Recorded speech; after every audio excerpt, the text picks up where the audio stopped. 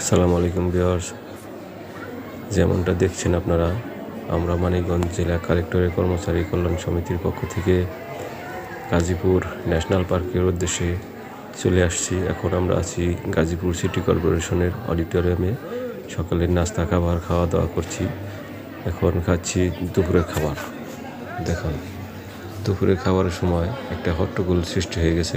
যাই হোক, সব দিকেই আমাদের খাবার দাবার কোনো দিক দিয়ে কমতি ছিল না, কিন্তু খাবার দাবার সবাই তো নিয়ম মাফিক খেলে আসলে কোনো সমস্যা হয় না। এই যে আমাদের শ্যামলবাবু খুবই দক্ষ লোক খাবার পরিবেশনে।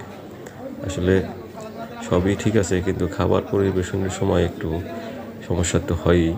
কারণ আমাদের এত লোকজন, 250 লোক নিয়ে পিকনিকে আসছি, একটু এর মানে এর মুখে পড়ছিলাম আর কি। যেরকম মানে আমাদের সবাই তো আসছে ঘুরতে, কিন্তু কে খাবে না এরকম একটা বিষয়। যাই হোক, সব দিক দিয়ে আমরা ভালোভাবে পিকনিকটা করে আসলাম।